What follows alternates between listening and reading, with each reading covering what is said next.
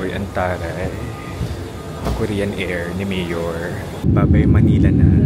Feeling ko deserve as a hardworking corporate employee. Ang luwag pala ng Korean Air. Yung safety instructions guys ay nasa monitor na. May mga Korean dito na film like this. Napaisip ako kanina kung pwede itong iuwi. Sharing.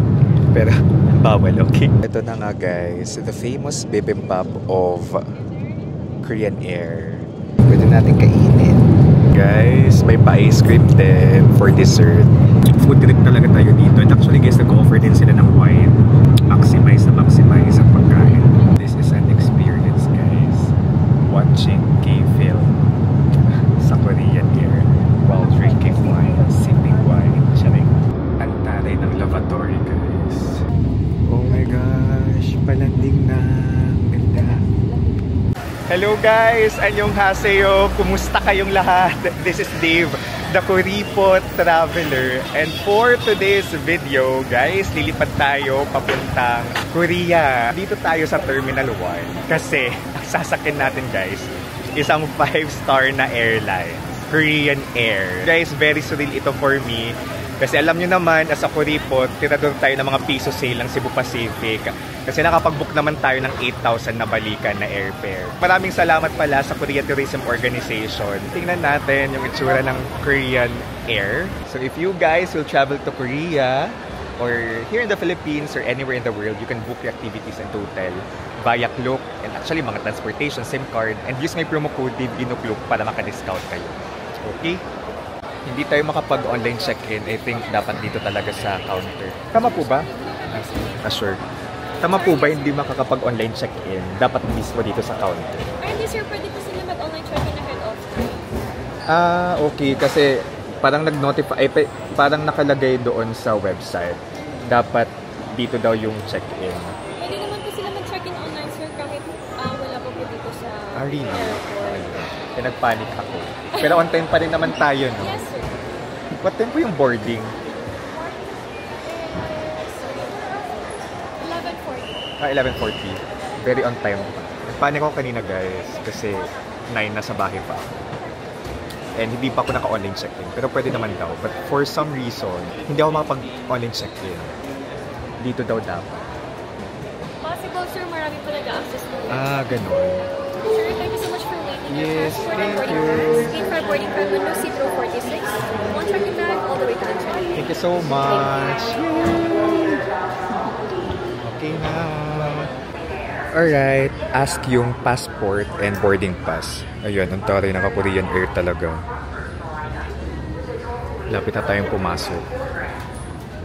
Excited ako makita yung loob niya. Let's go guys! Incheon bound! Great! I'm so happy! Oh my gosh, this is it! Uy, ang taray. Korean Air ni Mayor. Ayan.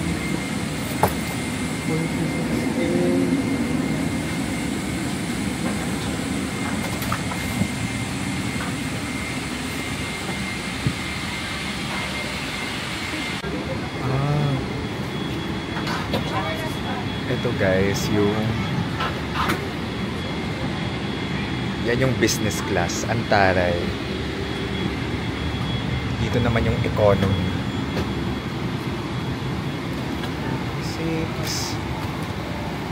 46A. Ay, ito pa. I think ito yung pinaka-economy talaga. 46 tayo. Wait. Here. 46. Yes, opo. Opo. Nasa loob na tayo guys ng aircraft. So, ang luwag pala ng Korean Air. Dumaan tayo sa business class.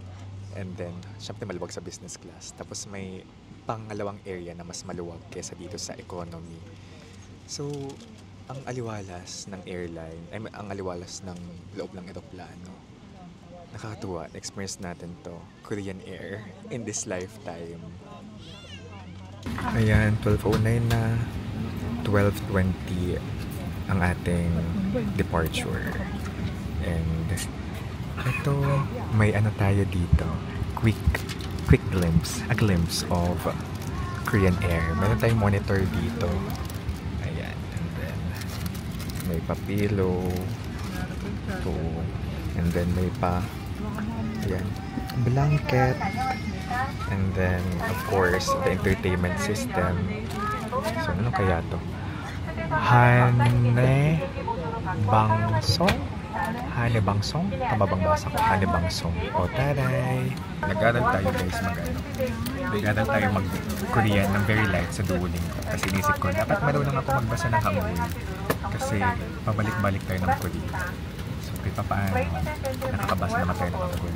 Ito, nagwe-welcome aboard na sila. Tapos, merong may saksakan kung gusto yung mag-charge ng inyong phone, etc. Kung ano gusto yung i-charge. Grabe yung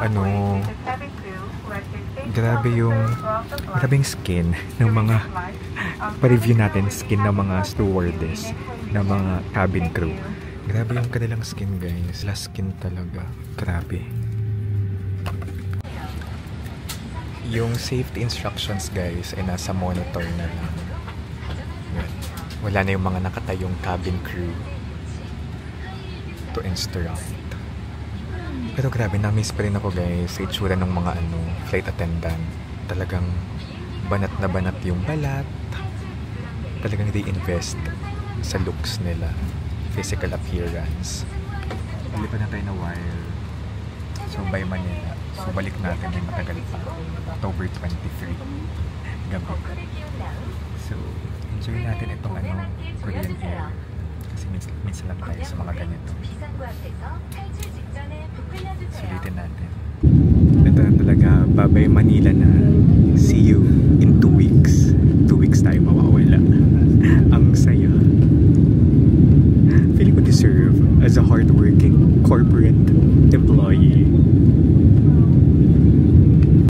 Check na natin itong entertainment system nila.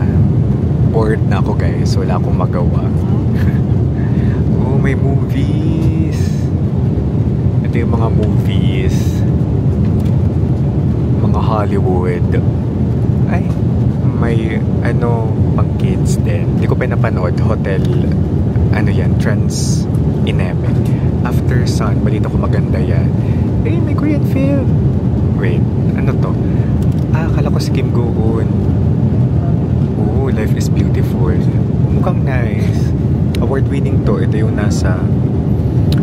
ito siya yung nasa Miracle in Cell number 7. Tapos nasa anong kinama yun? Movie. Ito. And then ano pa ba? This month. Ang saya. Daming films. Ay, ito pa. Oh my gosh. Wait. Keys to the Heart. Puro mga award-winning actors yung nandito. Ito yung most awarded actor. Korean actor. Dami niyang awards. Ayun. TV shows. Ay, ito. Wait, ang dami. Daming choices. Kung bored kayo like me, pwede kayong mangalkal ng mga magazine. Ayan. Morning Com. So, Korea is called the land of the morning Com. And then, meron ding magazine ata to ng Korean Air or partner lang ata sila. And of course, para sa mga sumusuka dyan, ay joke, akala ko ito yung mga pangsuka, hindi pala. So, sorry. Duty free. Duty free pre-order. Okay. Ako yung tenga ko. Apektado na sa pressure. Lumalakas na. Ito yung safety information. Nakapili na ako ng papanoorin guys. Ito, Life is Beautiful. Parang ganda. Para ma-inspire naman tayo. And ma-hype for Korea. Napaisip ako kanina kung pwede itong iuwi. Sharing. Pero bawal, okay? Please return this headphone set to your cabin attendant before arrival. Ayan, may nakasulat dito. Okay? Ayan. So, kuripot tayo pero hindi tayo tirador ng mga hindi libre. Pinalaki tayo ng maayos sa Pilipinas. Sure. Na tayo.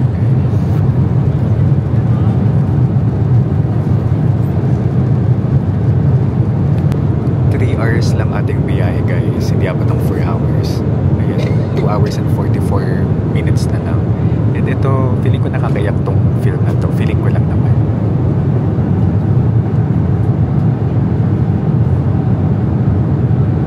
Bibimbap? Bibimbap? Yes. Bibimbap. Oh, thank you. Okay, here's the food guys. Here's the bibimbap. May pa-bibimbap. So, ito na nga guys, the famous bibimbap of Korean Air. So, ito ang glimpse ng kanilang food dito. So, mamaya halo-haluin natin yan. In fair guys, very Pinoy. Hindi chopsticks ang binigay, kundi kutsara tinidor. Tapos, ito yung bibimbap para healthy tayo. May gulay-gulay, ayan. Tapos, may beef. Nakakatuwa. And then may beef. Tapos meron tayo ditong soup. And then meron tayo ditong, tawag dito, radish ba yan? Na may flavor of kimchi-ish. And then of course the rice na ihalo natin dito mamaya. So, di medyo ginagamay ko pa itong camera natin, DJI. Nahirapan ako. Ayan. Apply natin yung gochujang. Korean paste. Ubusin natin to. Halo na natin siya. Pwede natin kainin. Happy lunch! Ang init ng rice, parang bagong saing lang.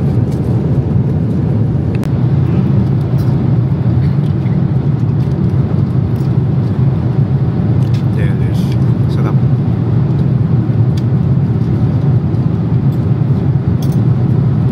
Itong pagkain ng 5-star airlines. Siya rin.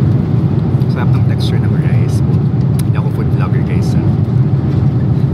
And yung spiciness ng gochujang, I can taste the taste of Korea. Guys, may pa-ice cream din for dessert. Ganito pala talaga sa 5-star airlines. Very complete. Bubusugin tayo. We are spoiled. Let's eat. 2 hours na lang ang bilis ng flight. Ube guys, our favorite.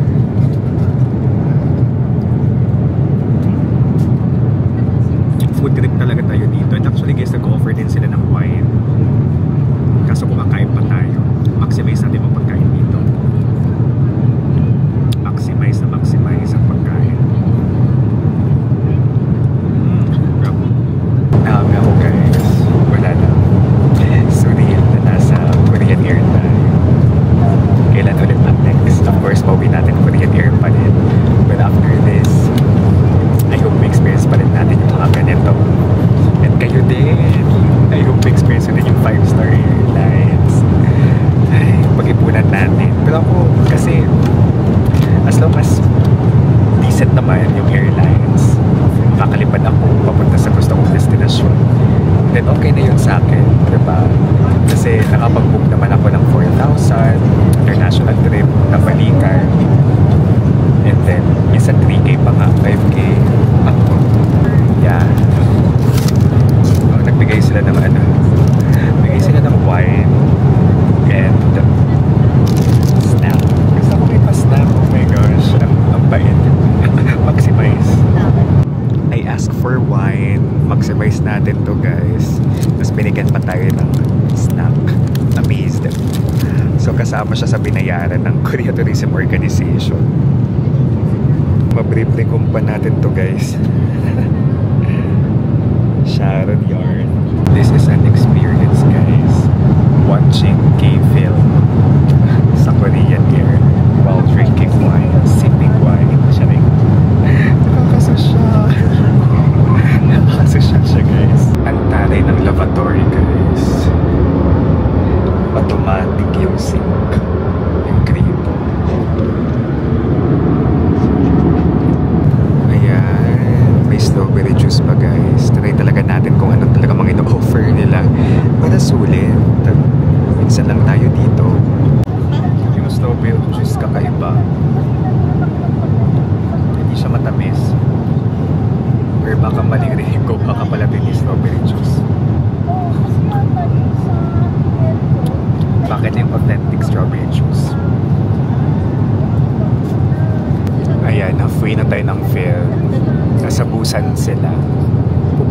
yan, Busan.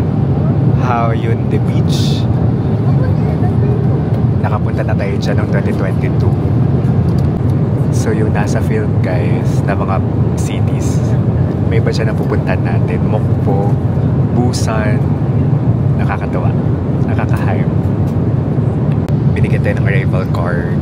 So required po ito i-fill out natin. Lagay natin yung details natin and address in Korea. Yan. Tapos, ang taray ng Korean Air, hindi ako nakapagdala ng ng ball pen, pero may provided silang pen. I'm not sure kung libre na to. Pero sana naman, kasi wala tayong pen. Let's go. We're almost there, guys. Ganda ng sun. Grabe, around 3 hours lang yung flight. 3 hours, hindi magpa 4 hours. Korea na. Hindi ko matulog, hindi ko na natapos yung hindi ko natapos yung fare. Nakatulog naman ako siguro very light. So kung may energy ako mamaya. So alas 4 pa lang dito sa Korea. Anong oras na? 4:42 na here in Korea. 5:20 yung arrival talaga natin nakalagay sa ticket. Ayun, ang ganda. Ganda lang sa sunset na.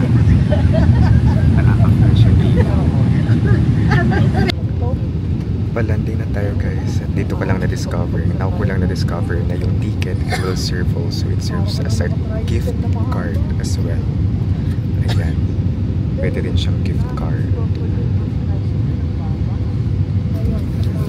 Dito. Ayan.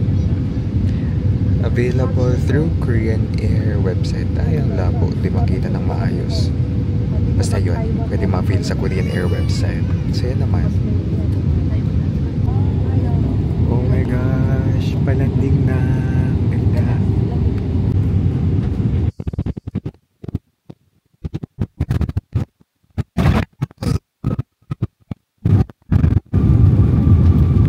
Incheon International Airport na tayo. So 3 to 4 hours. Hindi na nag 4 hours yung biyahe. So hindi lang very smooth yung landing. But the rest of the experience dito sa airlines, ang ganda. And ang laki ng legroom, sarap ng food, may pa-wine, ang ganda ng lavatory, malinis, yung entertainment system. Tinay natin matulog para may energy mamaya. Pero may mind mas sa don't sleep deep para masulit mo to.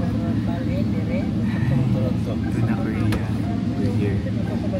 Kuhaan na ng mga gamit. We're here. Earlier tayo than the expected arrival. Kasi sa ticket natin, yung arrival talaga natin ay 5:25. It's just 4:55. So ang nice, early us. Alright. So that's our experience riding Korean Air, a 5-star airlines from Manila to Korea. Sana hindi na ito last, no? And sana masundan pa. Nakakasakit tayo ng mga ganitong klaseng airlines. Ano siya, very fur feeling talaga. Fur feeling, Korean yarn. Very full feeling yung experience natin ito. I'm just really thankful na experience natin makabalik dito sa Korea via this kind of airline na grabe yung service, everything is nice, and pabalik naman ng Pilipinas, ito pa rin sasakyan natin. So sinusulit ko lang talaga, like ninanamot ko, sinisavor ko yung experience natin. So kayo guys, may experience na ba kayo sa mga airlines like this? And ano yung thoughts niyo, Char? Ano yung thoughts niyo sa pa-Korean Air natin? Mabait din ng mga cabin crew dito, ng mga stewardess, flight attendants. So yun, we're back in Korea. Thank you so much, Great Tourism Organization.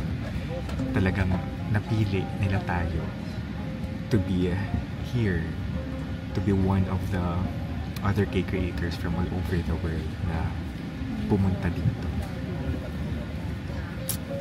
Yung Korea, abangan nyo pa yung iba ko pang Korea vlogs kasi 5 cities yung pupuntahan natin. So guys, this is Dave the Kuripo Traveler. let's live our best lives. Bye-bye! Ito yung business class ng Korean Air. Ganito pala siya.